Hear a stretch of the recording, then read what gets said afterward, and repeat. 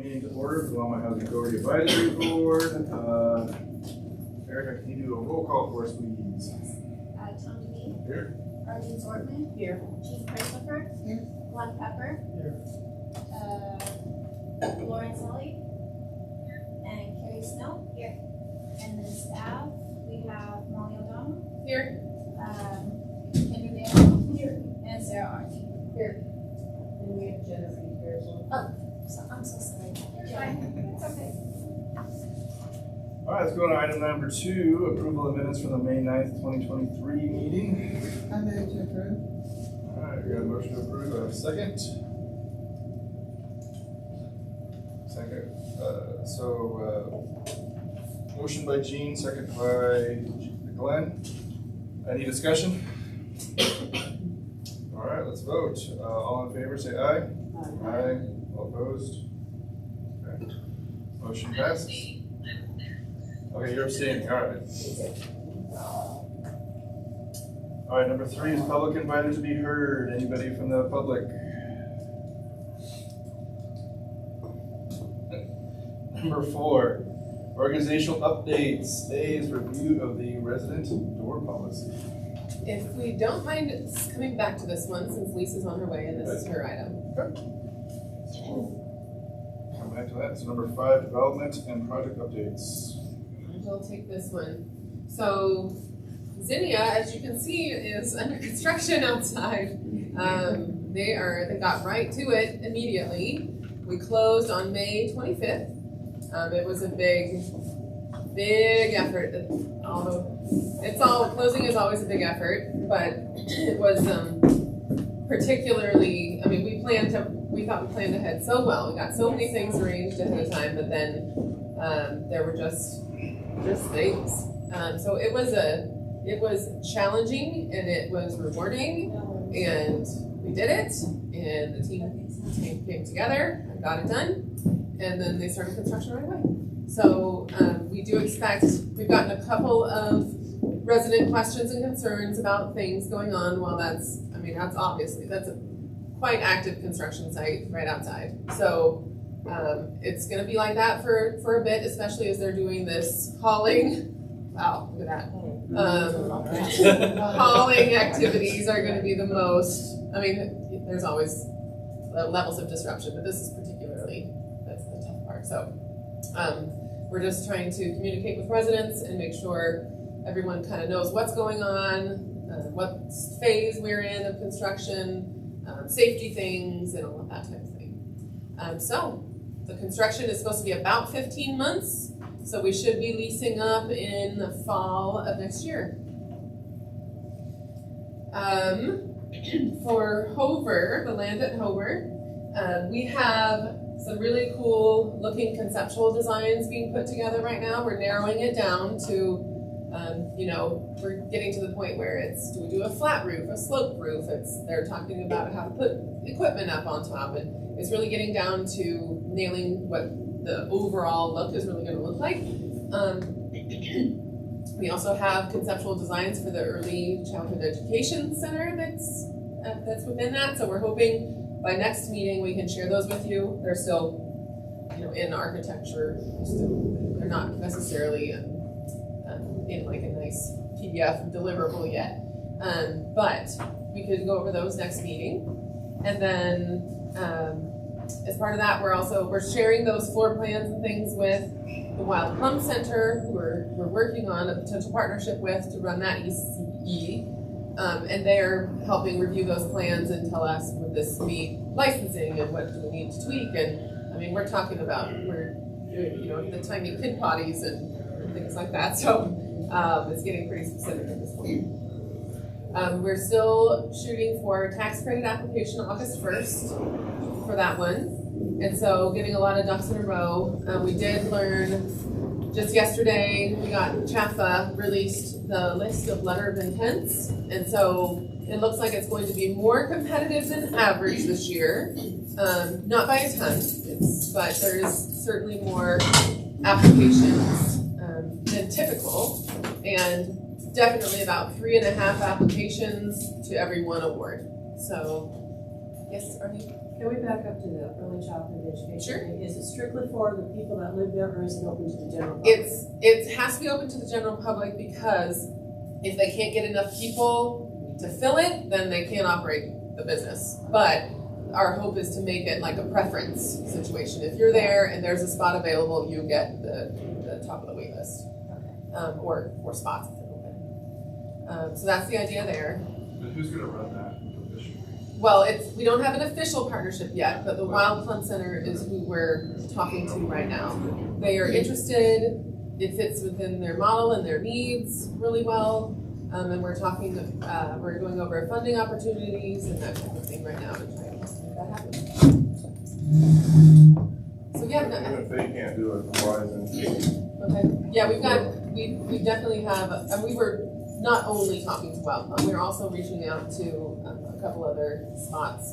So the Y would be interested, sounds like, and then we were looking at the Jeff Bezos has like a school, a foundation, and they're not in Colorado yet, but they're interested.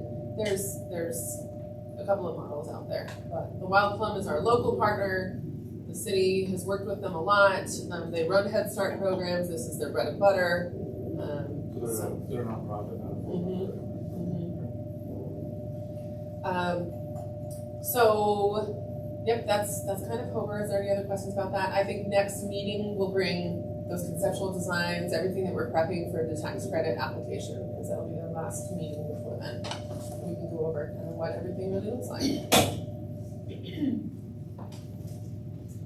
I wanted to update on the former Royal Mobile Home Park property. So this was a property right there upstream on the St. Vrain Creek, upstream of the Main Street Bridge. And that had about 56 mobile homes on it before the flood. Most of them were completely destroyed.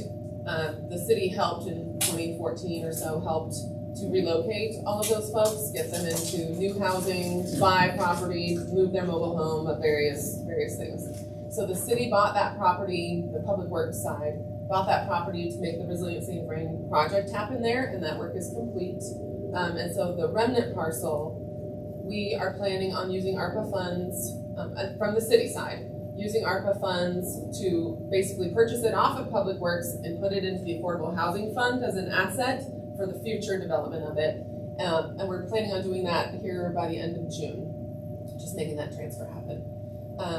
And it will sit there until we have a viable, we're ready. Right now we've got Zinnia, we've got Hover, we've got some things lined up, we just need to time it out correctly.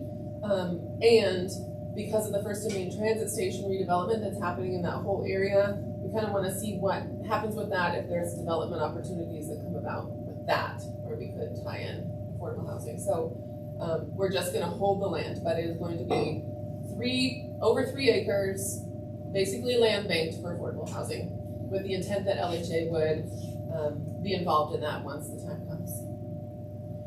So that means on the city side, we'd have 3.5 acres banked for hopefully transit-oriented development. So it's a higher density, it's right there on Main Street, we're close to it. So we've got 3.5 acres there, and then we also still have the 9 acres on the city side in the Harvest Junction area that we're hoping to do affordable homeownership with. So land banking that's good for us to help time out our development long term. And then finally, I just want to give an update on Chrisman. So this is Chrisman 2. So the buildings that are up on construction up near 66 in Maine. They're about to break ground on the last 2 buildings. So then we'll have all 4 buildings going vertical here soon. And those are expected to finish probably early 2024 for lease up. They had some delays with an Excel line and some drainage things that they had to sort out, but they're rocking and rolling and getting their buildings, the last 2 buildings started. So we're working with them right now to kind of, we still go through a lot of details as they come out through construction, and also prepping for what this will look like once it's built. So that was my very basic development updates for the moment. Is there any questions there? Harold, do you have anything you want to mention specifically? Okay. Is there any movement further movement on the two properties that you're looking at selling? Yes, we should always include those. I should just call this development and property sale update, so I don't forget. For the property at 615 Main, so right next to Village Place, that's the Center for People with Disabilities rents. We have a draft purchase and sale agreement. We've agreed upon a price, which is negotiated because they're willing to offer us services for independent living supports for those with disabilities for people in our properties, across all properties. So we're working on an MOU with them. It's about 5-year term with targeted services to help our residents access resources and bring in training opportunities and skill building opportunities. So anybody that is living with a disability or supports someone with a disability, anybody interested can participate. So it's kind of we're working through that negotiation, and we're hoping to close on that sale. The timeline right now is being driven by their financing, their bank loan, but it should be by about August 1st is when we hope to have the property transferred over. So we've made a lot of headway. It's just things are in legal review. We're making sure our maintenance records are available for them and things like that. Just telling them loose ends right now. Do we know how many of our residents have some sort of disability involved? We pulled a number of reasonable accommodation requests that we have approved to kind of give them an idea. Do you remember what that number was off the top of your head that we provided to CWD? Probably close to 100 now. It's probably been 20 to 30 in the last 2 weeks. So Okay. So it's a reasonable amount, right? Yeah. Right. Yeah. Well, then there's those who become temporarily disabled because of some kind of medical issue, surgery, and so we're finding a lot of that as we're in this non-assisted living world, independent living, but it's too expensive to find independent living, that we're seeing people kind of move into it. And then on the 1228 Main property that's being leased by the Veterans Community Project, we're pulling records on our side to show we have people living at Briarwood, and we want to really be able to tell them this is the units that have funding restrictions on them. What do we do with those? We have this many people are already working with Veterans Community Project. We have these vacancies. Trying to really nail down what the plan would be for those units and transitioning them over, and then also negotiating with Veterans Community Project on the price that they can afford, and they're taking some time to do fundraising and that type of thing too. So I think once we're wrapped up with CWD, we'll try and get that one going a little bit more. We're just getting ducks in a row right now.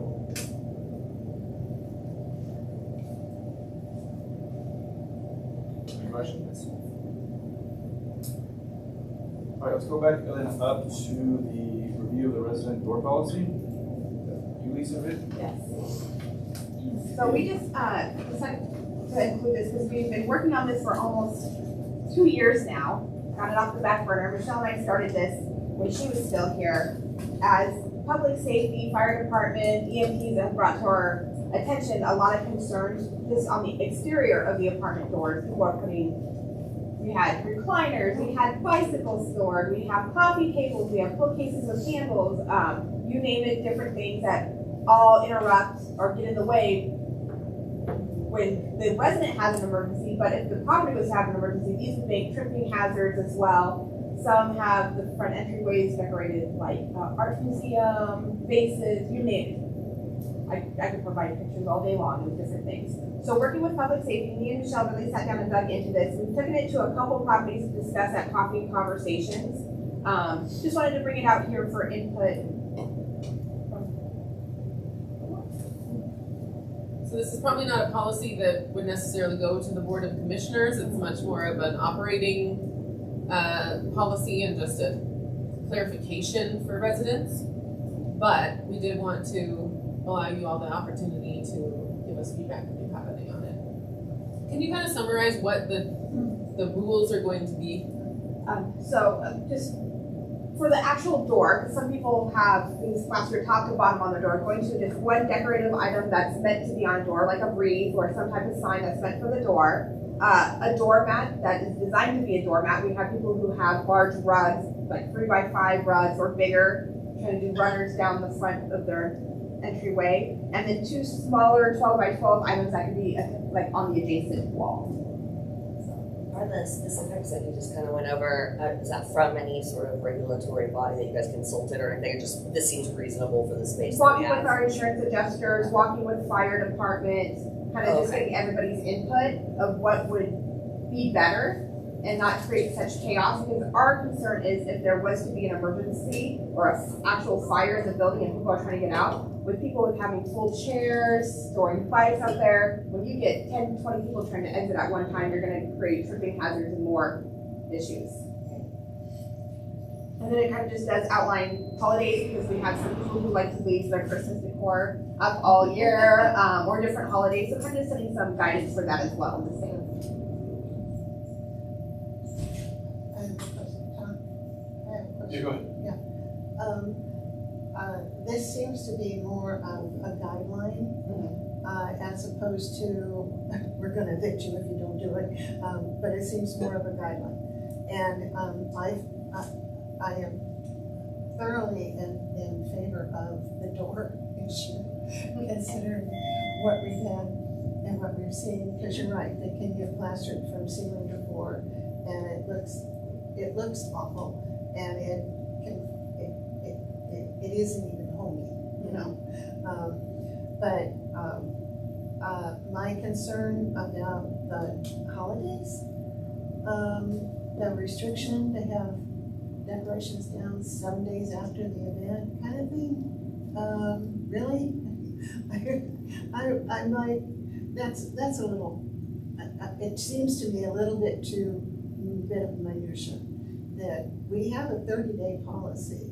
You know, if you put it up 30 days, it has to be down kind of policy. And I know, and that I think has been expressed for the holidays, you know, for Thanksgiving, Christmas kind of thing. But it seemed to me just taking that and extending it to any other time of year would be simpler. Well, that's why we kind of did also down here, we have like spring, March 1st to May 31st, like for like autumn. To extend that. So just do November 30th, and then well, not Christmas, but winter, December 1st through February 28th. So like just snowmen, but you don't have Santa Claus sitting in front of the door. Yeah, So. and Because we figured a lot of it does dual roles, like people could like leave the autumn leaf and fall leaves, stuff like that, pumpkins up after Halloween for into fall, so. so this is still, again, general guideline. And on that note, I would like to put where you have Independence Day, June the 20th. We have Flag Day on the 14th, so we may as well start with flags on the 14th of June and keep them up through the 4th of July.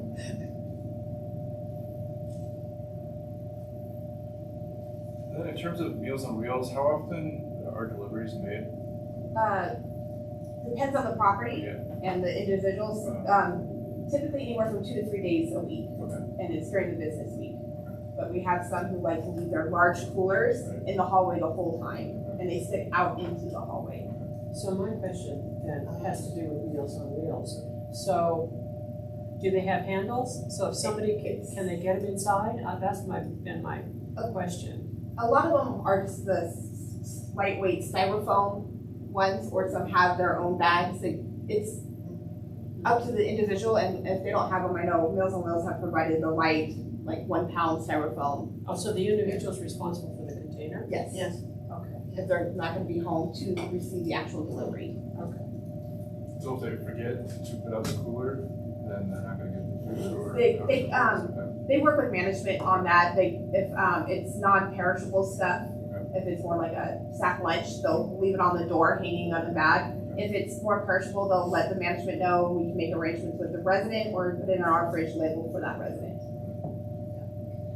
That was my only concern, is if the cooler, they forget to put the cooler out, they don't get their food. And that's not, it's just some people leave theirs out all day long, even though they're home and they always get their own food. They're just like, well, but we work with them at every site already, so.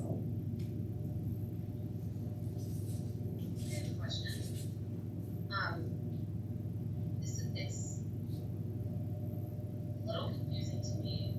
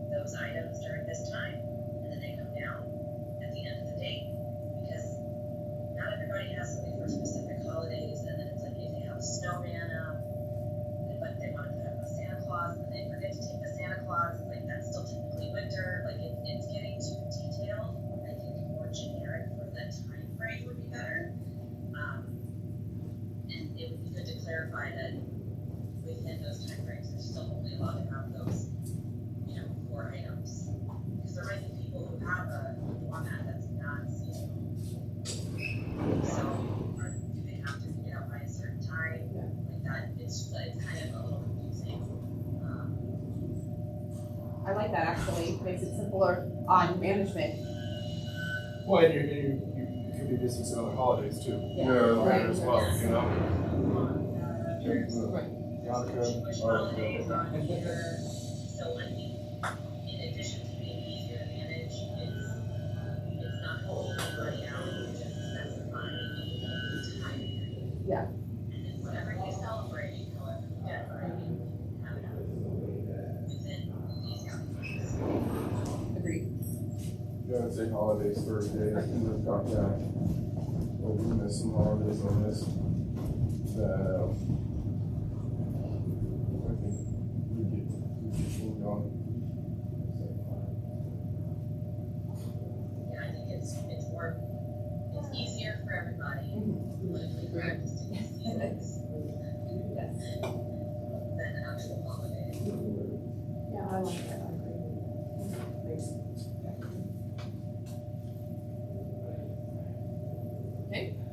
Good with this one? You got what you need, Lisa? Yes, thank you. So let's go on to item number 6, items for input from the LHA Board of Commissioners. A is third party property management strategy discussion and Zinnia feedback.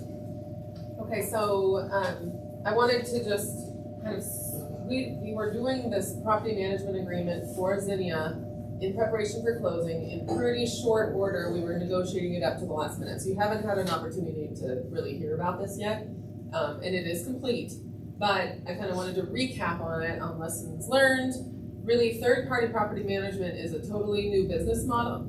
Not totally, I mean, we know how to manage properties, but doing a third-party agreement is a new business model for LHA. So we really worked really hard. Well, let me back up. This is what that means. Zinnia, right here, is not going to be owned by the LHA primarily. We are a special limited partner because by including a housing authority on the partnership, they get property tax exemption and certain benefits. So, and we do want to be part of that. It helps us be kind of included in what's going on with the management side, or the ownership side, I should say. So, because we weren't the co-developer on it, we were just the special limited partner. And the Zinnia LLP, which is the organization that actually owns it primarily, they are primarily run by the Element Properties, the developer, right? So LHA is going to come in as basically a contracted property manager. That makes a ton of sense for a lot of reasons. We know how to run housing authority properties, we know how to run permanent supportive housing properties. We run the suites right here. There are so many affinities that would be good to cross between the two. And so that's the model. But this is the first time we had negotiated a property management agreement to be a third-party contracted service. And so we really dug in very deep on that agreement to make sure that we were trying to look far down the road and try and anticipate what could happen in 10 or 20 years, and make sure that we were just thinking ahead and thinking about the LHA's position with this property. So some of well, we're gonna use this model again here quite soon. The Atwood Commons project, which all of these 3 items kind of trail together. The Atwood Commons project is putting in for LIHTC credits in August, just like Hobart. It's located over off of 3rd and Atwood, so just east of like the Civic Center where we're all located. And they are also interested in having LHA be the third-party property manager. So we wanted to make sure we got this one right as we could anticipate to be able to use that as the model for the next one and ongoing. And so really looking at the things that we really needed to either negotiate or plan ahead for.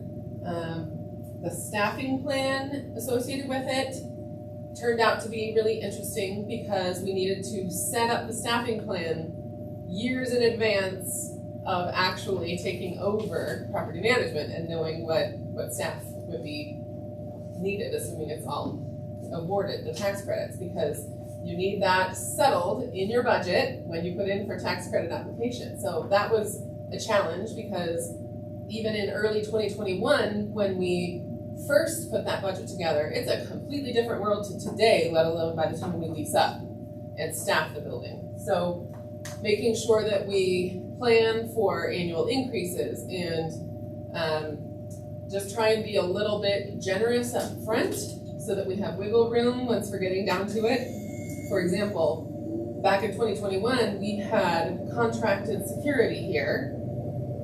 And so we put that in the budget. And then since then, we now do not have that. We have actually staff on site as a building attendant that is working way better than that ever was.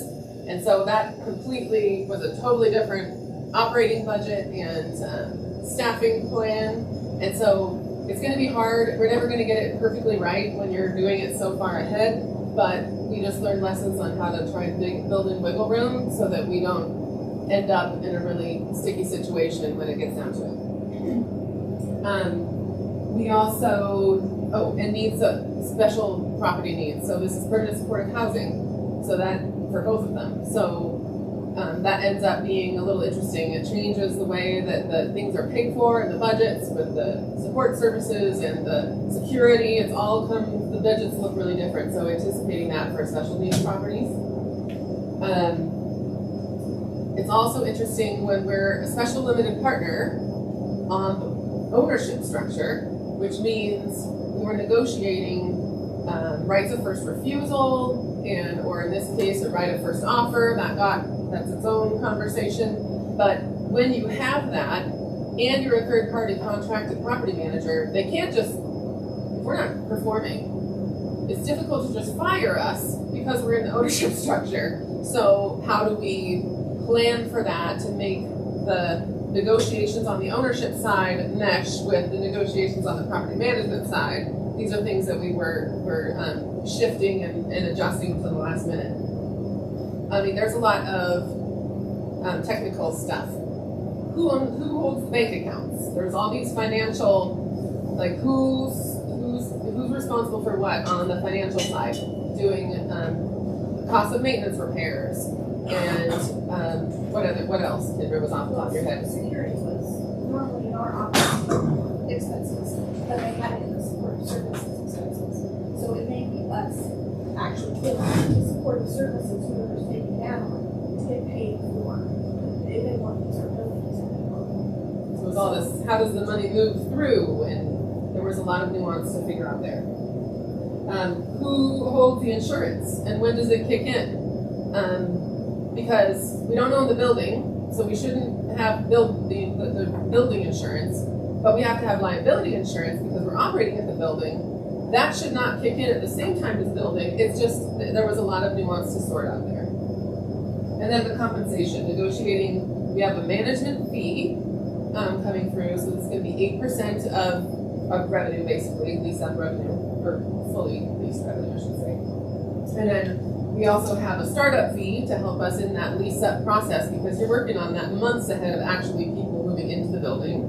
And then also an incentive fee to incent us as a third-party property manager to lease up as efficiently as we can. So negotiating all of those pieces and when they kick in and how does that make sense for LHA to cover our costs. So those are just some examples of the things that we were negotiating up to the last minute that we really want to, we've been through it now once and we're going to anticipate that in the next one and try to plan for it as best we can. So the major lessons learned, detailed budget early, and really thinking about how our ownership structure is going to impact the property management agreement, even though that's a little bit of a chicken and egg scenario because some of that you don't know well in advance. So it turned out to be a bigger exercise than it sounded like it should have been, and I'm glad that we went through that with a good partner and figured it all out for this one and have some sort of model for how to do it the next time. So if there's any, this was pretty nuanced, but if you have any feedback or questions, this is just us moving into a new world here. Are we in communications with the Apple project to know what the structure's currently going? They're asking for it right now Okay. because they're putting in for tax credits August 1st, so I told Lisa that we need to get together and plan carefully on that. And with Zinnia, we're not getting a partnership, right? We're not a developer fee, right? We're getting a fee in exchange for their property tax exemption, but we are not a co-developer getting developer fee at closing or over time. And that would not be would we be a special limited partnership Yes. as well on that one? Mhm. Oh, So there'll be a partnership fee for that in exchange for the property tax exemption, and then similar management fee, lease up fee, incentive fee. That's what we should expect on that.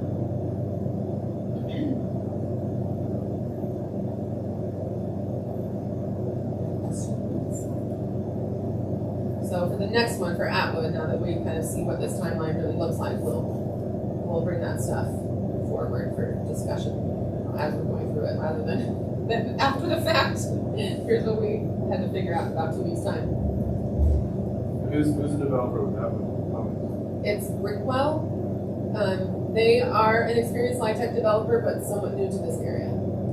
They are working with Sarah Bott, who's the tax credit finance consultant that we have worked with frequently, and so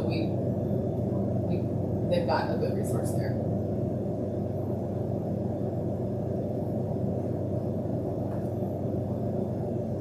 Kind of leading into the next item. You should just keep going. Okay. So this is item 6B, the Atwood Commons Special Limited Partnership. So that is coming to the board. This is, by the way, one of our advisory board meetings that just happens to fall on the same day as the board meeting, so it's going tonight. That only happens a couple times this year, I think. So they have requested a special limited partnership with the LHA. They need a commitment of that ahead of their tax credit application. But in this, typically we go ahead and calculate their anticipated partnership fee because we know what their unit mixes are going into tax credits, and yes, it might revise over time, but we generally know. In this case, we're going to be much more broad, and we're going to say that we're going to ask the LHA board to commit to a partnership, and it will follow the policy in effect at the time that we actually enter into the partnership, and that's because our next item, their income averaging is affecting how we look at property tax exemptions, and for that reason, we wanted to be vague because we have to really vet through how that will impact property tax exemptions before we commit to an actual exemption amount and fee amount. So now I'll pause for a sec because I'm about to get into that. But if there's any questions on Atwood Commons specifically, in that development that is going to the board tonight, just pause there, since that's the rest of item 6B. So what does the commitment they need look like from an LHA? Or what actually has to happen? Is it like a letter of intent? Is it a full signing? Like It could either be a letter, or in this case, it could just be the LHA board resolution saying we commit to a partnership. Okay. We're not contributing anything at this point, right? No. Yes, Lauren? We have an out if things don't work out later, just because they signed this document, we still have. Right. So we say that in the future, this project, the actual special limited partnership, will come to you for approval. And so at that point, they could, things could change and they can make that decision at that time. But basically, we are committing to a partnership contingent upon tax credit award. So it's really just what they need for the application right now. So let me give a little bit of detail about the Atwood project. It's proposed to be, if you're familiar with the 3rd and Atwood area, it's, there's a little tiny gas station on a mostly vacant paved lot, is that lot right there. A longtime developer in Longmont has an option to purchase that, and they have partnered with Brickwell as a LIHTC developer to put this together.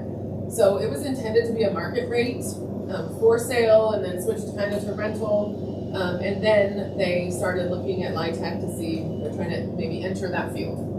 And so it would, right now it's proposed to be 75 units of 1 and 2 bedrooms. So geared towards single people or families, not necessarily permanent supportive housing, but it is right across the street from the art center, so they do want to partner with them just for, voluntary services, but not specifically permanent supportive housing. It's going to look like a 4-story apartment building.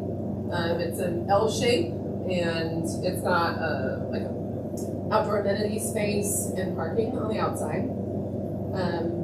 We could bring that, actually, when we're looking at those concept plans next meeting for Homer, we can bring that Atwood, what we have for Atwood as well, and show. So basically they're going for LIHTC credits. If they're not successful, they will most likely convert back to market. If they are successful, they're gonna run with it. And they're interested in having an experienced property manager on LIHTC project or anything regarding income qualification. So we're looking to do everywhere from 20% to 80%. Right, thank you. 20. So that's getting into our income averaging discussion. So traditionally, so now I'm moving to item C. It all leads together. So traditionally, CHAFA has awarded tax credits to projects that include units at 60% of AMI or below. You don't have to have them all at 60%, but the tax credit would only apply to those ones. But traditionally, most properties just do it all, 60 or below. Income averaging is something that the IRS has allowed since 2018, but no developers really successfully. The risk was too high up until this year, when the IRS finally put out guidance that made it more, less risky for developers to undertake, knowing that things would be accepted, basically.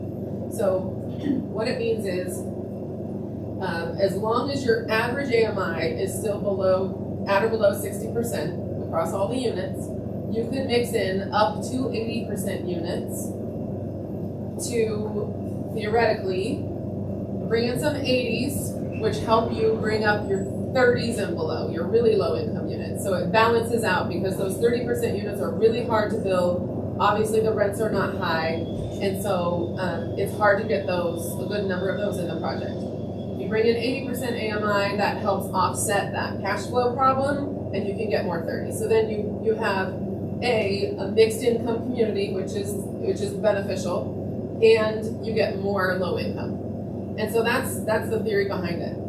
And so what Atwood is doing is they do have a good number of units at 30 and even 20% AMI that would not otherwise be financially feasible without bringing in some 70 and 80% AMI units.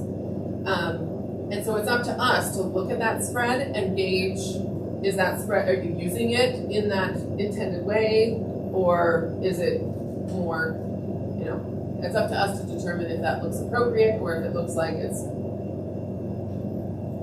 too high, too many higher AMI units, Generally, property tax exemptions through housing authorities are allowed by Colorado state statute. It specifically says the tax exemption can be applied to a property proportional to the number of units that are available for people of low income. That's period. It doesn't define low income. In the past, everyone's kind of just used 60% because that's what CHAFA used. At this point, CHAFA is allowing income averaging up to, so we have some units, 70 and 80% AMI units. And so we need to look at our policy as our other housing authorities across the region to say, do we need to make modifications? Is our local LHA board, in this case, also city council, there is a trade-off for that. You receive a tax exemption on a 70 or 80% unit, which in Longmont, at least on the city side for our programs, we say that our need is really at 50% and below. Our need is not in that range. However, if not for these, you wouldn't get the low ones. So it's just we're thinking it's a policy decision because state statute does not define low income. HUD defines low income as 80% AMI and below. CHAFA is allowing income averaging. It's our local policies that were really targeted towards what do we actually need, and for our data is showing that we actually need those lowest incomes. So right now, that's why the Atwood project, the SLP on Atwood, is written very vaguely to come back with in accordance with the policy in effect at the time, because we may have to bring back to the LHA board a policy revision if they want to include those 70 and 80% AMI units in the property tax exemption. Yes. The 80%, is that strictly a financial thing or the difference between? It's two things. It is financial because it helps the cash flow when you're getting higher rents, but then it also is built to the family or the tenant that can occupy those. Those rents are set at what they can afford at their income level. And so it really is targeting tenants across that income band. So it does affect the people, but it also affects the project through cash flow. Actually, my question was more the property itself. Per unit. Differences in the units. Oh, no, I'm sorry. No. Fair housing means that you should not be able to differentiate a 30% unit from an 80% unit. If they're in the same property, they need to be functionally equivalent. And typically these are floating percentages, so say a household moves into a 20%, but they get financially stable, they get some education, whatever, they increase their household income and they no longer meet the restriction of that 20% household, even at the allowance that Chaffin gives 140% on the next year. Say they go over that, we can swap that unit with the 80% so that now they still qualify under regulation and that 20% is opened up to another household. Instead of moving, yeah. Correct.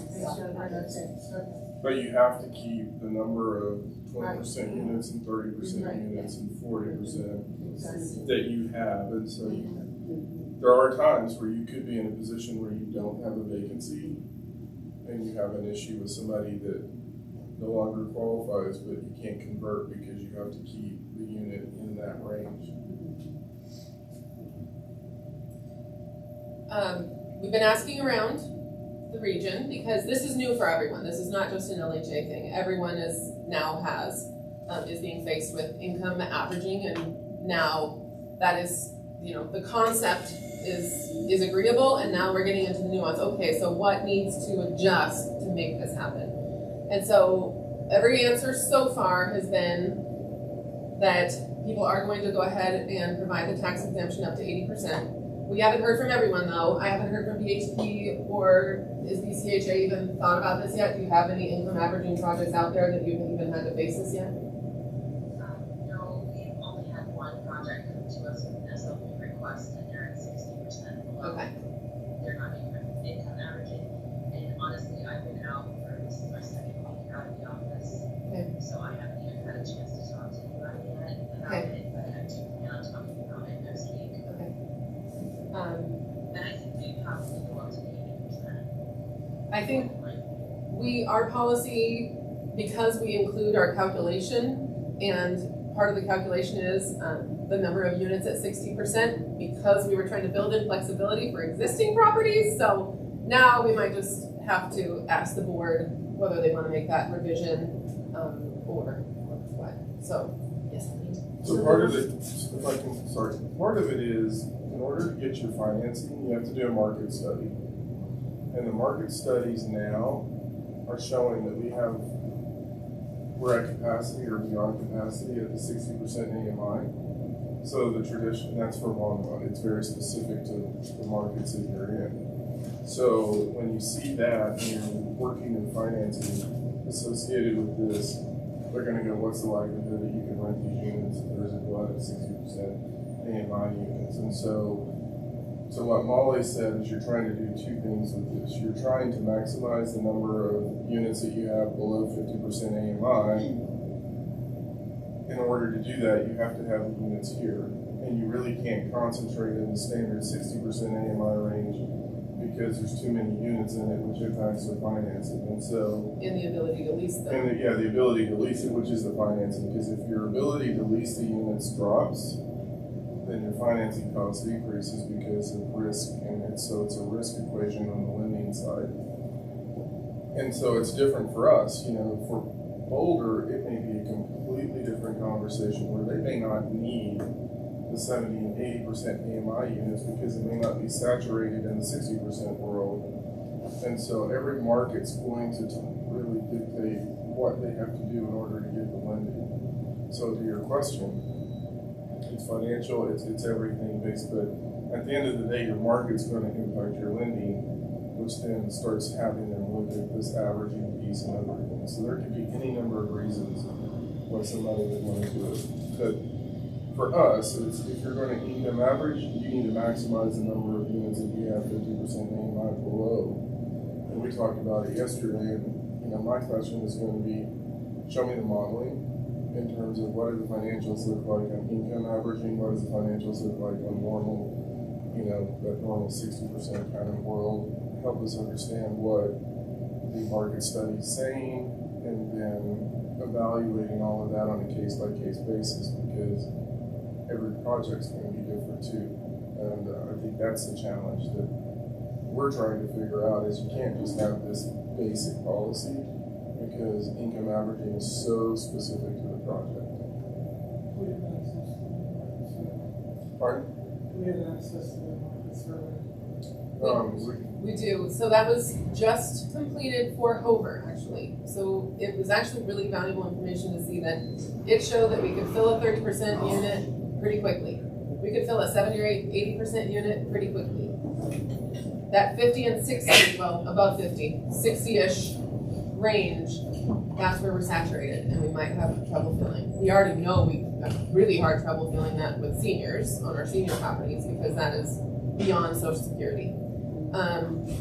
So that's something that we'll gauge as we look at, so Atwood's a proposed income averaging, Hover's actually also a proposed income averaging project. So we'll be looking at those unit mixes in both to make sure it's meeting the goals of our organization, and then figure out our property tax partnership accordingly.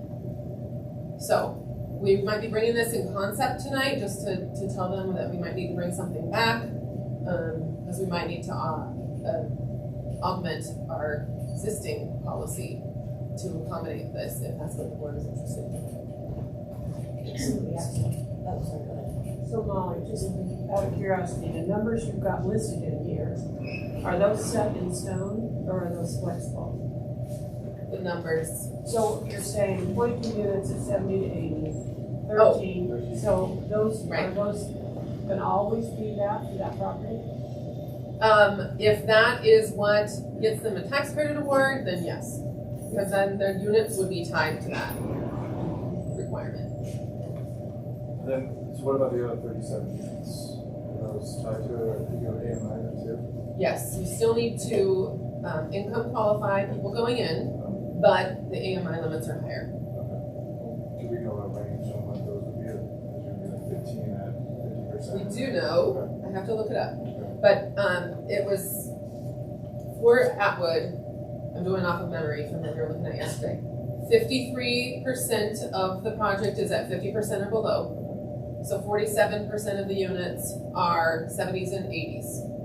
And the number of units was, I have to look that up. 70. Oh, 37, thank you. 72. Right, Do you want the breakdown of how many at each percent? sure, if you have that pulled up, that'd be great. So for Atwood, 4 units at 20, 9 units at 30, 25 at 50, 12 at 60, 10 at 70, and 12 at 80. So that's a pretty good distribution across. And what the income averaging is buying the 20-30% units. That's what it's buying. So in a traditional iTech, pre-today, getting 10%, 30% units in a project was kind of that was the norm, and it was challenging. So if we're getting more than 10% below 30, that's above what we've ever gotten before.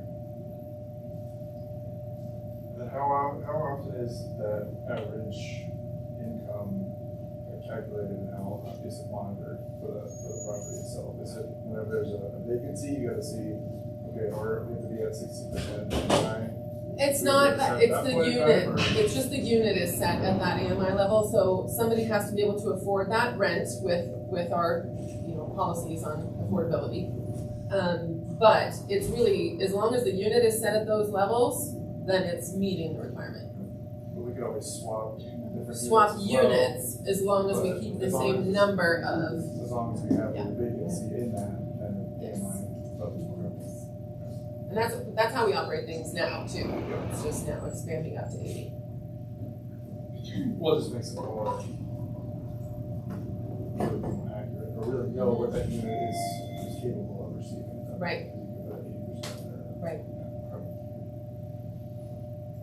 And we'll also say that the two developers we've seen so far doing this, they're actually building in a cushion because getting somebody exactly at 80% would be a challenge, and also you're then competing with unrestricted units elsewhere that are affordable at that same rent level, and you have to still have a carrot to say, come and do our recertifications each year, and you're living in a mixed income neighborhood, which some people will value and some people will not, frankly. So there still has to be that incentive there. So there is actually typically, so far that we've seen, a cushion built into those rents. They're still set at 80% max, but the actual income that we plan to get is going to be more of a, there's some market-driven element to setting those rents to make sure that we can get them leased. And how does this work with the wait list? So if we have a unit that is only a 30% AMI unit, do we have to go through the wait list, or are we gonna break up the wait list into different AMI categories, or how is that? So when we do wait lists already, we are asking for their income upfront. Yeah. So that we can track if they're gonna qualify for that, because we're not gonna call somebody for a 60% unit unless they have a voucher. Yeah, that's my So, concern, is yeah, because it's a waste of our time and their time, getting their hopes up saying, hey, we have a unit, and then they're like, well, I can't afford it because my income's only 800. So we know up front when they're signing up for the wait list what their income Yes. Lots of changes, new ways of doing business. So in case of where somebody's qualifying for 60%, and their income is up for whatever reason, and qualify, and we don't have a unit to move them into, what happens at that point? They stay in their unit. It's basically, you follow the next available unit rule. It's kind of what you do when you have market rates in the same building as tax credit. You wait till something is available, and it's if they overqualify, because tax credits do allow them to go up to 140% of the current income limit. So it will only affect those in like maybe a 20% AMI unit or a 30 that we would have to swap maybe up to an 80 if they had that huge financial gain. It doesn't affect tax credit. No. As long as we do it when we have that next unit available and that we're proactive on it, watching it, we're tracking it, which I've done for years, so. Yeah, where it bites you is if you don't do the next unit available, then that's where Kendra is interacting with the lenders to make sure that because then the lenders will come in and go, you're not doing this at the next unit available, what are you doing? So the process has to be really tight so that you don't slip on those. Similar, it's kind of the opposite of what we're doing with the Village Boys, in that before we took over, they weren't recertifying at the appropriate income levels. So we had people in 50%, 60% AMI units that we were charging 30% AMI, and it's the opposite side of what we're talking about, and they were shorting themselves the income, which that's what we've been, reworking in Village Place and continue to rework. So it's the same process on both sides, and you have to watch it on both sides. And what would the partnership fee you receive? At closing. So if they're successful with tax credits, then they anticipate closing being about July 2024. They're already through most of their entitlements because they had planned this as a market rate project to begin with. So they're pretty far along. It's just a financing package that they need approval. in terms of this, I'm all for it. I mean, it gives us the lower AMI capability, you know, with the higher AMI, it's offsetting the lower AMI. So overall, I mean, I think we should look at a project by project basis rather than unit basis. The community outcomes of encouraging mixed income developments is also a consideration, and it helps deconcentrate poverty. I would say one thing that, you know, thinking about how this trickles down, so a traditional LIHTC project, if this was 72 units, we get 72 units at 60% or below. Not to say that those would all be totally marketable, because we just talked about the challenges at some of those levels. But now, with income averaging, officially, you will get, in this case, what did we say? What was our number of units? 72. Yep, so 50 units, 50 affordable units, and 22 that are out of that range. So when you're talking counts, unit generation counts, it's actually lower. But there's other community outcomes, there's other financial benefits to weigh.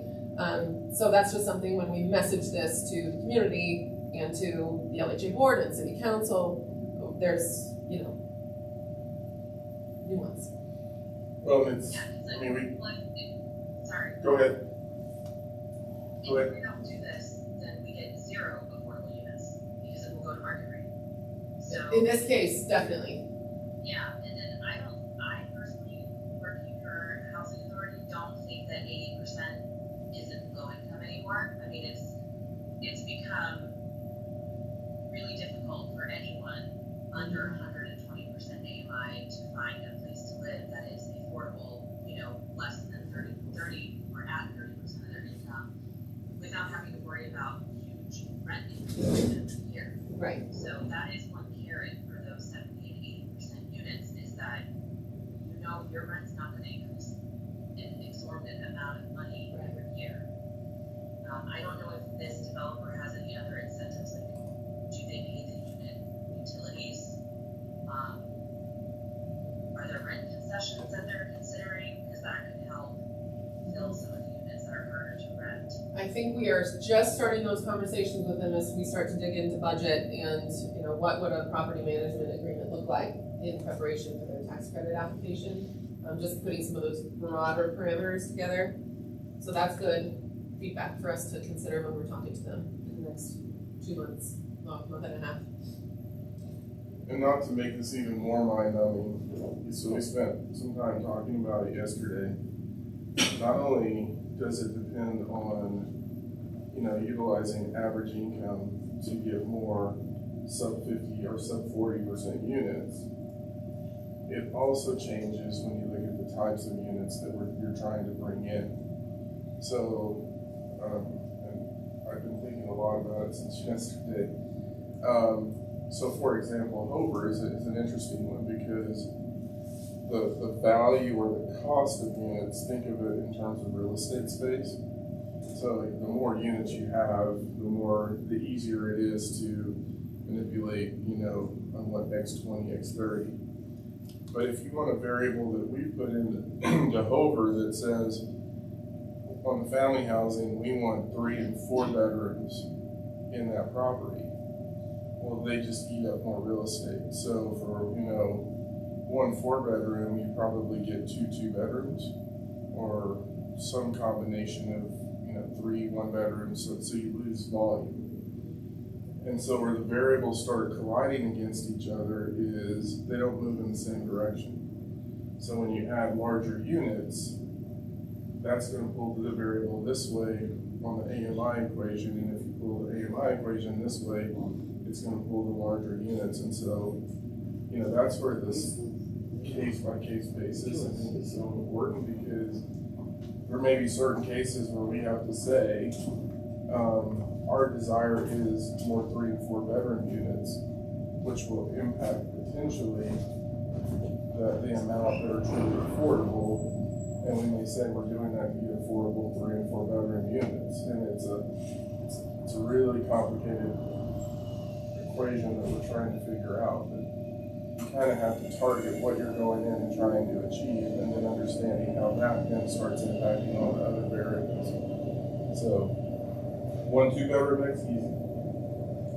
When you want more than 2 bedrooms, it starts getting really complicated because you lose the number of units that starts impacting the financing. And then you may end up where you have more market rate than you have affordable, but that's the only way that it will work in order to get those 3 and 4 bedroom affordable units that we know we need in our community. So, yeah, it's maddening. So is that why with the Atwood Center, it's only 1 2 bedrooms, Yeah. right? Yeah. And that's basically why. Okay. Yeah, if you took the same property and you said 1 and 2, it may show itself where it's like 60% affordable. If you said we wanted to add 3 and 4 bedroom units in there, it may drop it to 30. But it's dropping it because you're losing volume in your smaller units, and you want those larger units affordable because we know that's a need in our community.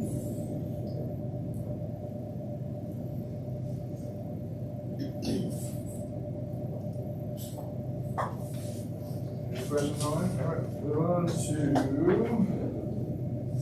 number 7, resident quality of life. We don't have anything prepared from staff. If anybody from the board has something to bring forward. This is again our standing item. Move on to number 8, LHA reports. A, update on operations, occupancy report. So for occupancy, we did increase 2%. We've been steady at 93. We are up to 95. I think this is big into how we did change our waitlist procedures and how we have just one person managing all the waitlists, calling ahead of time, trying to pre-lease these units. So Spring Creek now is 100% full. As of right now, we have one person on notice. That's going to be a reasonable accommodation transfer, and we're already leasing that upcoming vacant that won't even be vacant to August now. So trying to get ahead of everything. Most properties are doing pretty good with getting these units rented. Still struggling with down units for meth, but like neighborhood, we have 3 down. We only have 1 available, and she has 2 pending applicants on that one.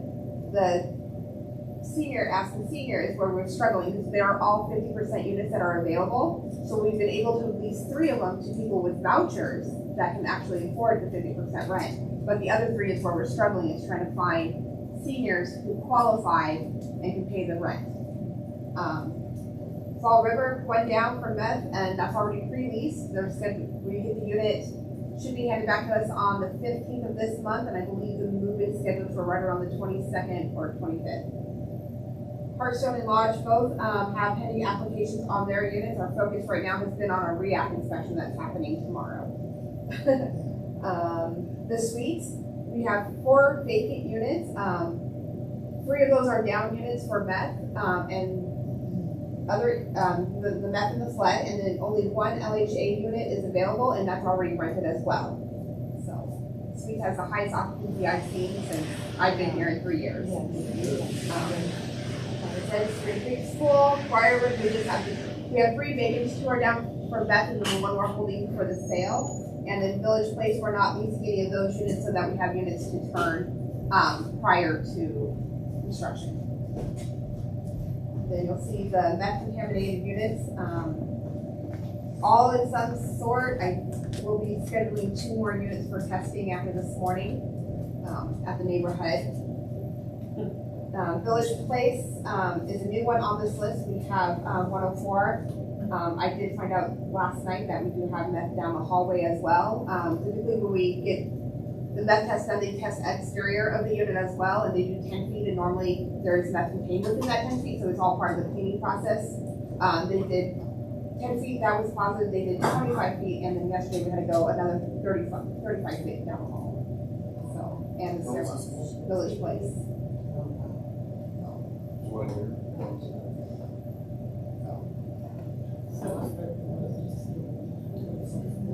Depending on the concentration around the doors, they will ask to test inside the doors, which we have done here before. And then if there's any remediation, we get right on that.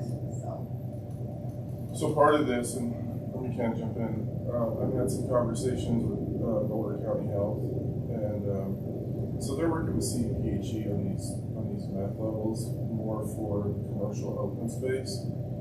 Because originally the levels were really based on homes or occupied spaces versus commercial spaces. So the challenge they're having, and this was really born out of the library issue that we had, not we, but Oliver and Inglewood and others had, is that the risk that you have in exposure, let's say on that wall, is much different than the exposure that you have within your living environment, because it is really about the physical linking of Sarah to make sure it's about touching where the meth exists, because it's that primarily through your skin. You can't breathe it. What we're learning on this other thing, it's also if it's in the carpet, as you're walking in carpet, it kicks it up, and that's where the health effects start. So if it's in a common area, you're not exposed to it on a continual basis. So right now, all the health departments are trying to work with CDPHE to have a commercial standard that they're trying to bring out so we don't get into this rub. And so that's why you don't necessarily see them coming in and going, the wall's positive, you need to completely close your building. I mean, now, if it were at 600, probably a different conversation. So that's a separate conversation on the health side that they're trying to work through and look at those commercial standards. And the hallway was just over the current standard for residential, so, but, It's a clean. yeah, so it's just a cleaning, but. Nothing. Doesn't affect property at all. Now, do we wanna say, do that versus that? Should very service over. What's your drug of choice? Well, fentanyl's there's a different danger in fentanyl that, I mean, we've seen videos of, there was one where a SWAT operation in a house somewhere in the Midwest or East, and they finished it with the canine officer's driving with his dog and looks back and just sees something drastically wrong with it. It's fentanyl. So they take him to the vet, they do it, they end up finding it, I think, in the ceiling, and it was just minuscule amount that hit. And what they're seeing, like in colleges, kids that are getting exposed to it, if it's on their tables and the next kid comes in, it's a different issue that's just bad in so many ways.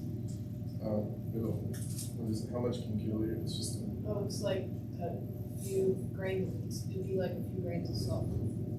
So it has to be though, so there's fentanyl pills, but people are smoking it as well. Yep.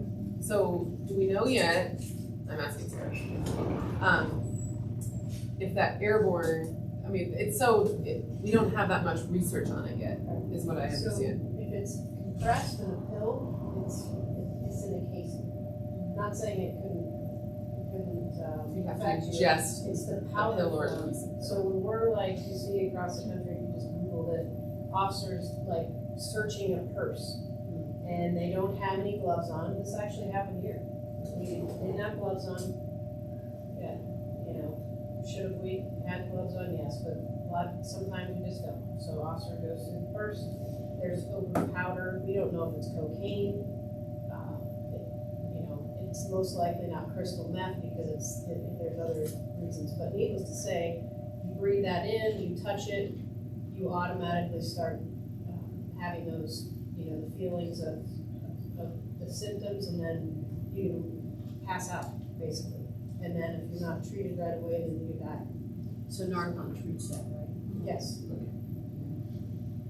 All of my managers have Narcan. We take it, we've all gone through Narcan training. We have Narcan in our desk, and every eviction we have it sitting in the hallway.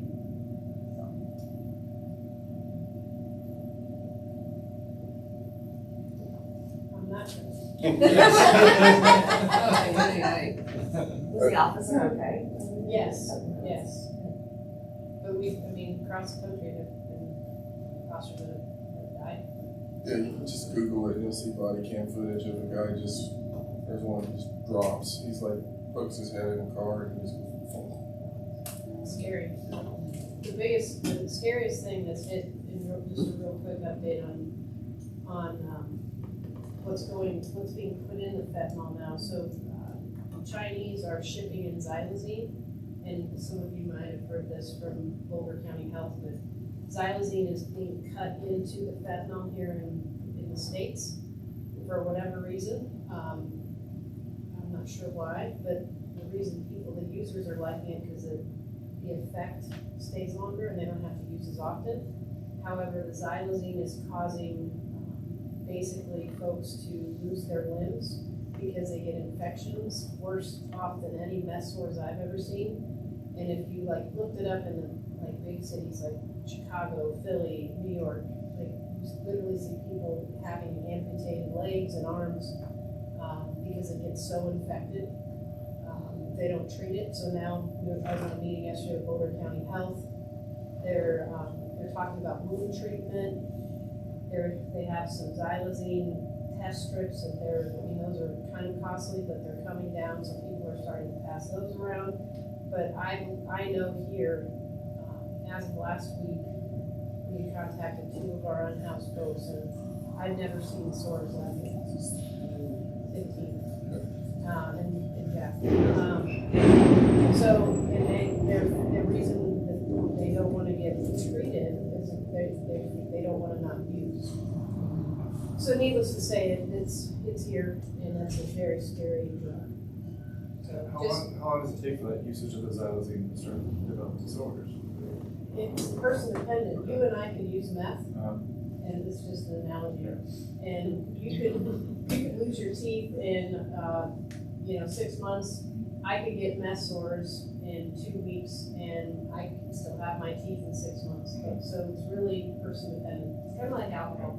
Everyone just processes it differently. Yeah, I mean, where we have to be careful on the fentanyl is it's not just the people that you would think would be using it. It's really showing itself in universities now. So I was telling Sarah the day we moved my daughter into her dorm, and when she went to tech, we were still there that night. They had an ambulance run, and one kid died, and another one almost died, and they were less than 5 minutes from the hospital, less than 3 minutes from the hospital because of the fentanyl. Same thing happened, I think, you were a Boulder guy. I see you, but my kids, I happen to have 3 kids going to CSU. Yeah, I have 2, so, but my son was telling me the same thing happened at CSU in the dorm. I mean, it's not the normal because they're just cutting it into all these other things, and so, you just have to be careful in every place you go into where you're doing this. You just don't know what people are getting. And just shake that narco? Do what? I'm just curious, because I once you get ready to go to college, I thought about it. The advantage that I have with my kids, because I talk about what I see, is that they're pretty conscious of it, because they're putting fentanyl and marijuana now. And so, like, my son will tell his friends, look, if you're gonna get weed, find somebody to go to a dispensary and buy the weed, because you don't know what you're coming in. And so he'll ask when he's around folks he's just he's more intuitive than my daughter. But yeah, it could be in weed. I mean, in weed's legal. I mean, how do you know whether it's legal weed or illegal weed? Right. You don't know. Or it could be legal weed that they put fentanyl in, and then there you go. So even a unit where, we've had units where we had no clue that there were drugs in it, and Sarah was part of the eviction, and they're halfway into digging it out, and all of a sudden they see meth pipes and everything, meth in the unit, so you just don't know what you're getting into. And shocking as well, is the one you're talking about, was a senior. So age is not, there's no discrimination there.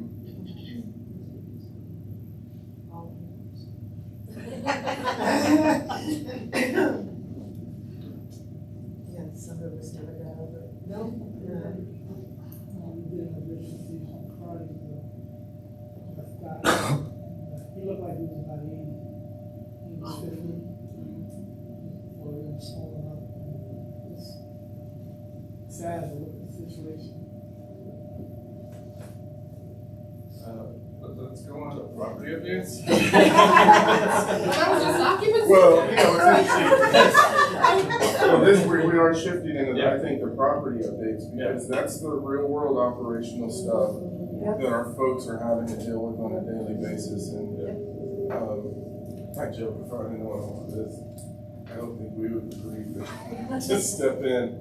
But I think, the good news is I think because of our partnership on the properties with public safety, I think we're better able to manage this and manage risk, because that's what it is, it's risk management. So property updates, the last month and continuing into this week, we have Susan Spalding in the mediation department of the city coming out to do coffee and conversations with the residents. And I think it's been very, very beneficial to the residents, and just hearing some of their comments afterwards where they're like, oh, now I know why you guys say that, or now I know why you operate that way. Just them hearing from somebody outside, what we do for one, we do for all, kind of the different types of discrimination where we have to be careful why we say what we say. So it's just been really beneficial to the properties. If yours tomorrow.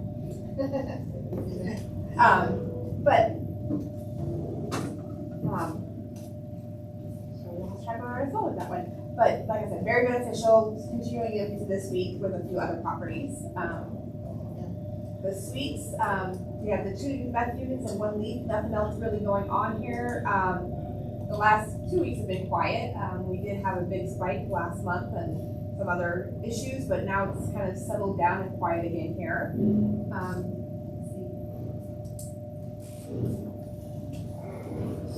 So, as a neighborhood, we actually have a couple Beth units proposed. We have the one that we're working through that's been down for about a year. We did meet with Habitat. Do you have any updates on what Habitat's doing?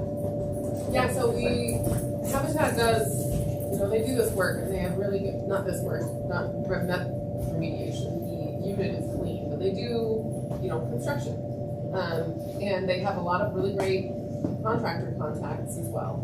And so we walked through with them last week at this unit and said, we're looking at doing like either a city employer or community build day type situation. We just need some volunteer labor because we cannot afford the full reconstruction as proposed from the first bid that we got.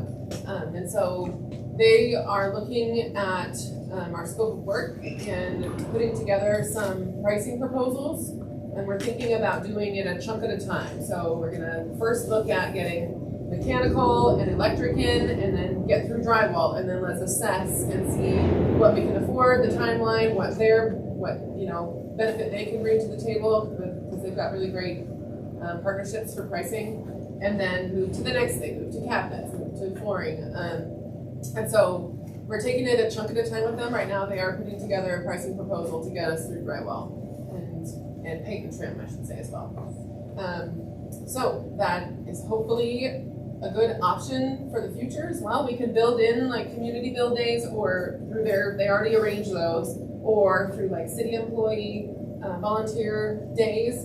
But at least we're taking it a step at a time. We're going to start phasing in something like that. And this is specifically for those units where we no longer, we can't afford it because insurance is already maxed out or something like that. So just to help with the rebuilds.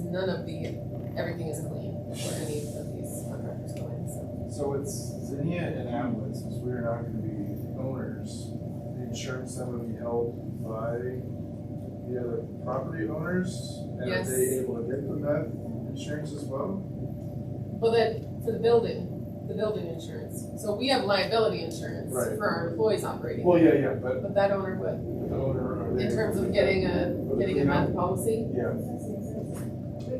yeah. Right. Right. I mean, it does exist for housing authorities. For So housing it's not authorities. for private, Okay. not for private. Right, Right. so they would be responsible for all the cleanup then? Alright. So, because the housing authority is in the ownership structure, it's not our insurance Right. policy. But I think something to explore is, do they have access to that type of policy because the housing authority is in the structure? it may not be. But But, that's how all the other companies are, and some of those we don't know. right, And we're, we're part of it. because the So tax credit we're not- equity, Or it's an LHCC. They're not a housing authority, so they still have that same insurance. so But I'm there's, saying offering that as a benefit to partner with us, because we're not gonna be paying for the insurance right, on our end. but you get access to policy options. Policy option. I'm speculating on that right now, but we could dig in on But then that leads question. to the next point is if there is a meth unit in these, Zinnia or Atwood, are we then gonna be the ones tracking that and responsible for the cleanup or managing that, or is it gonna be in their arena? Not responsible. Well, not responsible, but I'm Cost, saying, I guess more but the administration and That's in, management sort of it's in thing, our tracking it. wheelhouse, we have the contacts, it is our responsibility, we have like maintenance responsibility, so tax credit compliance, I mean, we will not say, it's not us. Maybe on the cost side for an ownership structure, but, I think that because that is in our wheelhouse and we would not necessarily want somebody that has no idea how to do this to go ahead and do that, then we would be heavily involved. Granted also, the goal is for all these new builds to put meth detectors in. Hoping that the meth detectors all work and come through, we're still working through that. But that is supposed to be a deterrent in our new builds, to hopefully reduce that chance of happening. Also, I'm not sure, but just the general way that insurance would break that down is that their adjuster, let's say there's a meth unit, they get involved, their adjuster would probably have to decide whether or not they would seek identification in some way, right, from the housing authority as a limited partner. I mean, I think that that's something that they have to make decisions on themselves as well, about how involved they're gonna be. But if we have the resources and we were available to help, I mean, that could certainly smooth stuff over. We can help manage it. Yeah. Manage it as the same property management functions we do now when we are working on getting a meth unit back into a rentable state. But currently the owner, for example, Zinnia, the owner is required to get their own insurance. So we aren't required to get their insurance. So Okay. how they cover it is how they cover it. Right. Moving on to Village Place, the biggest thing going on there is that they've had assigned parking for years and years and gave them a 1-year warning that we were gonna discontinue the assigned parking. So far, so good, we're 13, 14 days in, with no huge issues, a couple reasonable accommodations for closer spots, but we had to do this as we move into the recent vacation because prior management had assigned even the ADA parking spots to residents for their sole usage. So the ADA spots were not available to any resident who needed to park there. So we're just getting into that. Otherwise, tomorrow Lodge has their REAC inspection. We're heavily coming out and doing the physical inspection, walking all bunch of the units, going through all the mechanical rooms. This is a very in-depth, high importance inspection. So all hands on deck for the last few weeks over there, getting stuff ready. As you can see, our construction fences are up, and public safety has been a big help over here the first few days when we got the fences up. They were not in the right spots. I had huge safety concerns. I was on the phone with Sarah. She worked some magic. We worked with construction, and I think right now we're in a good spot. So. And then just a reminder, we have on next Tuesday morning our fair housing training in the council chambers. If anybody's wanting to attend, it is free. We'll have Wes, who is our fair housing and ADA attorney in-house. So please come. It's really valuable. And you Harold, an update, I'm gonna go to Sarah first on the safety, security stuff, so. So, we have the meth detector. It's been in the hands of gentleman Valtech. He's working with the city currently on getting a bunch of our camera systems up, so, he's amazing, by the way. So he basically has a device, we had to get special batteries sent, to us, which we can replace here in the States, but it came from New Zealand. met last week online with Harold, with the gentleman from New Zealand, got some processes and, you know, kind of just what we need to know to move forward. We put it in a unit yesterday at Village Place that has not been condemned yet, but we have the numbers. So the reason we did that was some recommendations from Ron. Knowing a baseline would be good to look at these numbers and the data that we're seeing. So at this point, we have about 24 hours of data, and I looked at it a little bit this morning, but haven't been able to look at it thoroughly. So that is going to be a discussion with staff on, you know, many things. So many things to think about that I will list. You know, all down to what we're gonna do with furniture, you know, in this whole process. So, stay tuned for more on that. Suites, we talked about that. I wanted to let you all know that LHA decided on an eviction attorney, and now it's in Tim Holt's arena to review that contract. So that's awesome for moving forward. I worked with several folks on getting an ROI with MHP. That is done.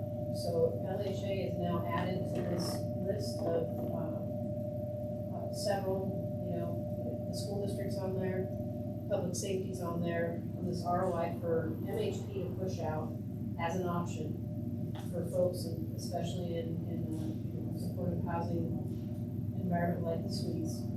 And it be pushed from MHP, and we're working on, they really tweaked this document the way they want it, but we've made some, you know, compromises in between. So LHA is now on there, so that's wonderful.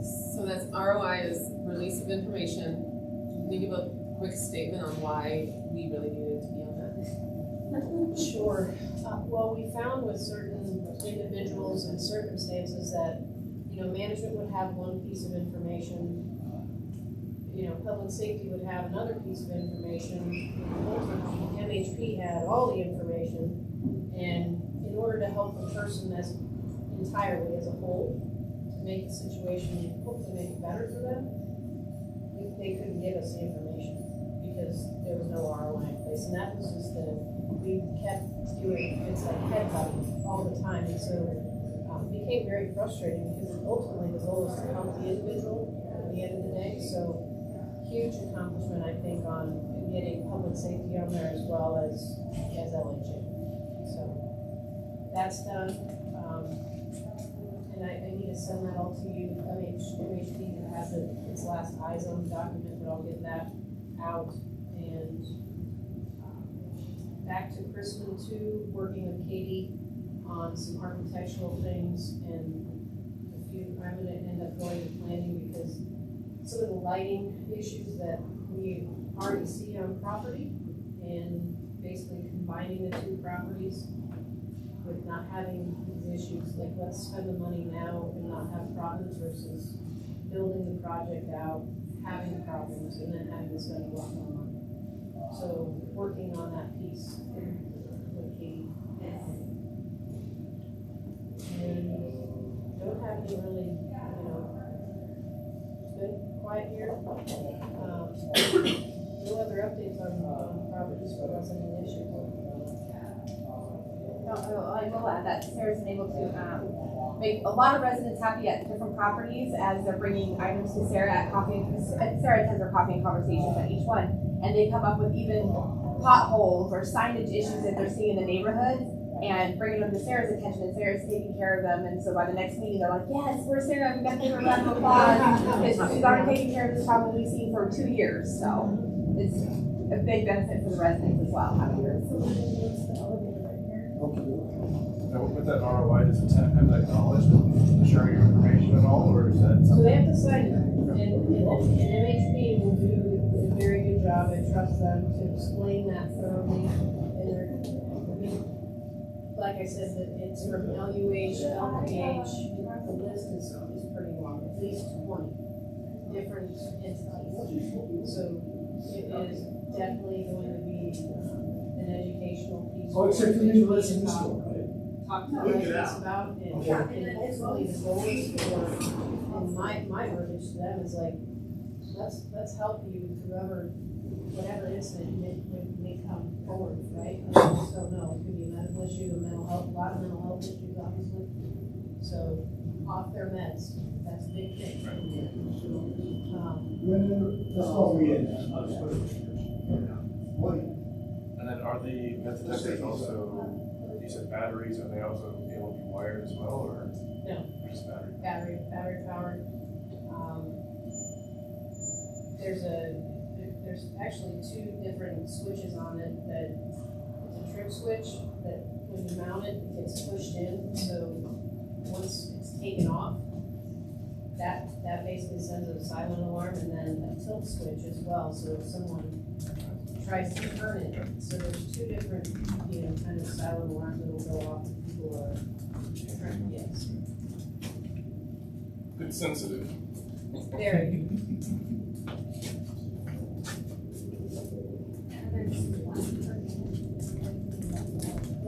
One per unit, and it basically I think we talked about this before, but it just, air particles travel through it, and there's a gas sensor inside that picks up different types of gases, and it's detecting the isopropanol, which is in the methamphetamine.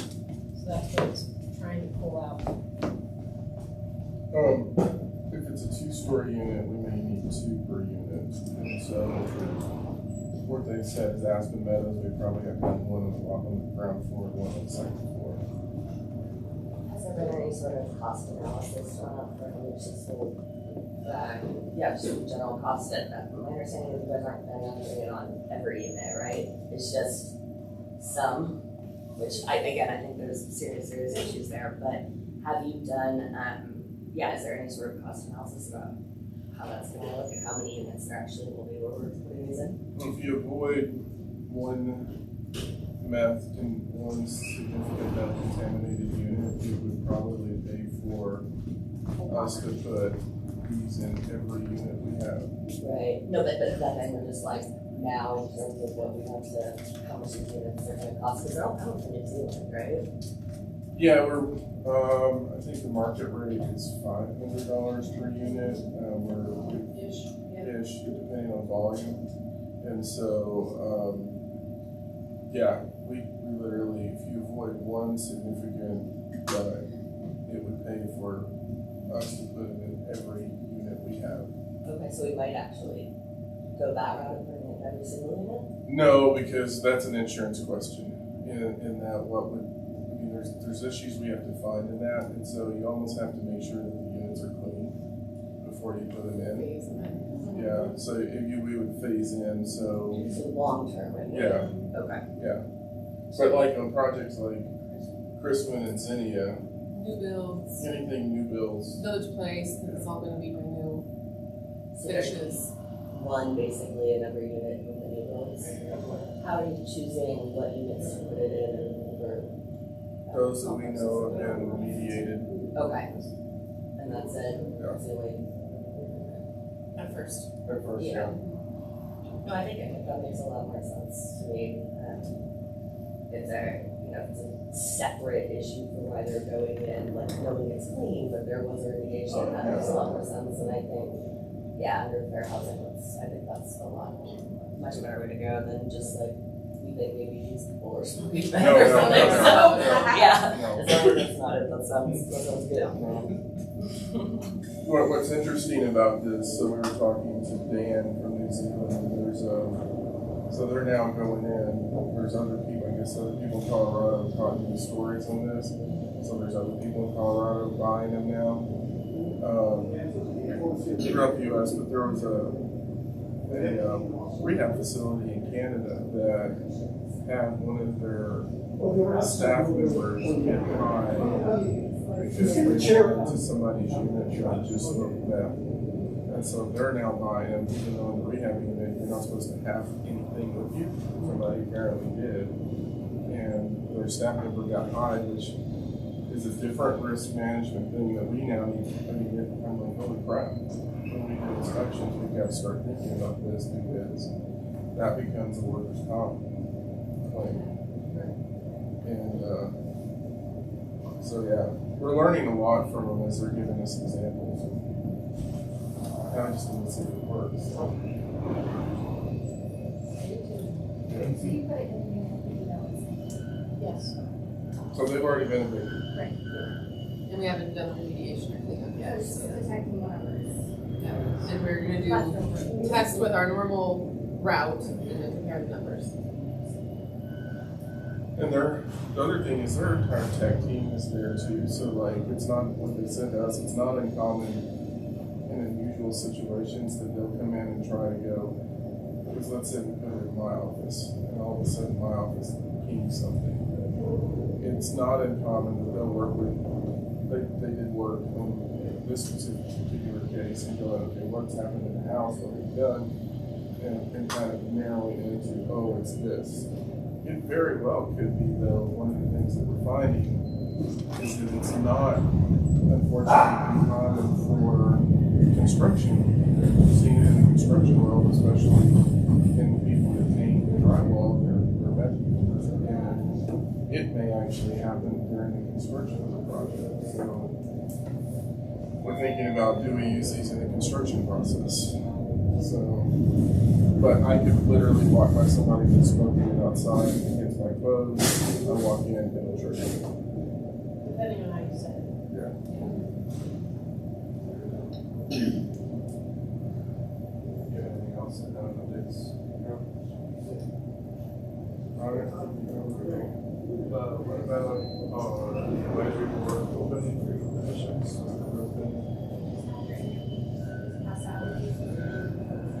Did they interview everyone that was applied or just the ones that were recommended? That's what's my understanding. Let's check with them because I just I need can to. hear. Oh, I said, did they interview everyone? No, Or they did not interview me. Did they interview you? No, I guess they just took us away.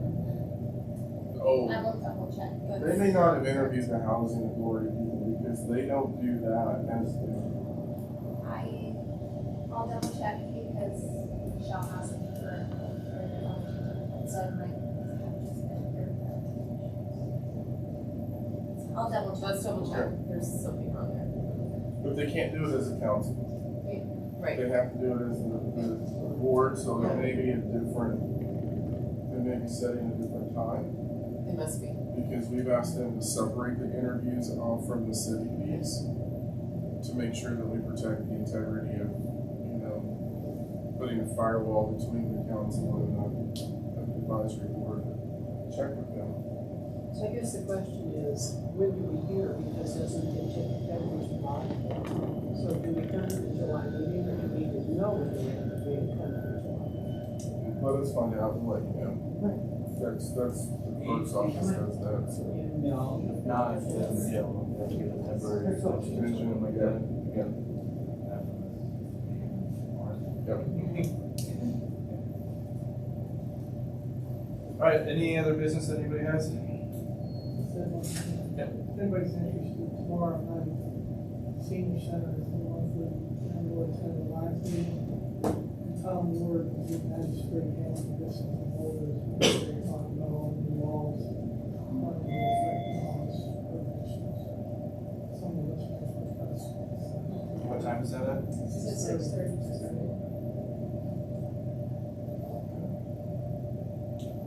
All right, so let's adjourn at 10:42.